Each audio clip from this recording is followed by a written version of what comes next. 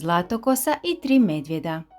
Jednom davno, na rubu guste šume, živjela je mala djevojčica po imenu Zlatokosa. Njena kosa bila je tako sjajna i zlatna da je sunčeva svjetlost na njoj izgledala kao da pleše. Zlatokosa je bila znatiželjna i pomalo nestašna. Voljela je istraživati svijet oko sebe, no ponekad bi zaboravila slušati upozorenja svojih roditelja. Jednog jutra, dok je šetala šumom, ugledala je kućicu skrivenu među drvećem. Vrata su bila odškrinuta, a dim se pušio iz dimnjaka. Znatiželjna kao i uvijek, Zlatokosa se približila i pokucala. Nije bilo odgovora. Možda je netko unutra, pomislila je i lagano ušla. Unutra je kuća bila topla i ugodna. Zlatokosa je primijetila stol na kojem su stajale 3 zdjelice s kašom. Jedna velika, jedna srednja i jedna mala. Bila je gladna i odlučila je probati kašu. Prvo je kušala kašu iz velike zdjele. Bila je previše vruća. Zatim je probala kašu iz srednje zdjele, ali ta je bila previše hladna. Konačno, kušala je kašu iz male zdjele.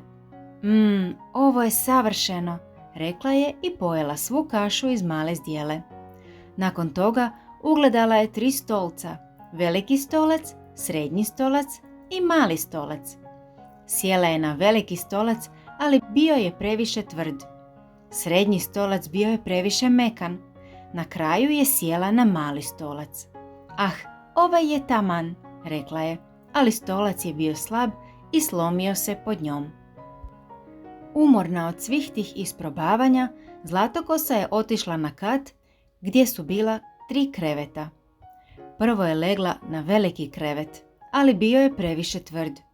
Potom je legla na srednji krevet, ali taj je bio previše mekan. Na kraju je legla na mali krevet. Ovaj je savršen, rekla je i zaspala. Dok je spavala, 3 medvjeda, tata medvjed, mama medvjedica i mali Medo, vratili su se kući. Tata medvjed pogledao je svoju zdjelu i zagrmio.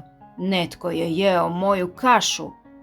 Mama medvjedica rekla je, netko je jeo i moju kašu. Mali Medo je pogledao svoju zdjelu i zaplakao. Netko je pojeo svu moju kašu. Zatim su primijetili stolce. Tata medvjed reče, netko je sjedio na mom stolcu. Mama medvjedica dodala je, netko je sjedio i na mom stolcu. A mali Medo opet je zaplakao. Netko je sjedio na mom stolcu i slomio ga. Onda su se popeli na kat. Tata medvjed reče, netko je ležao na mom krevetu.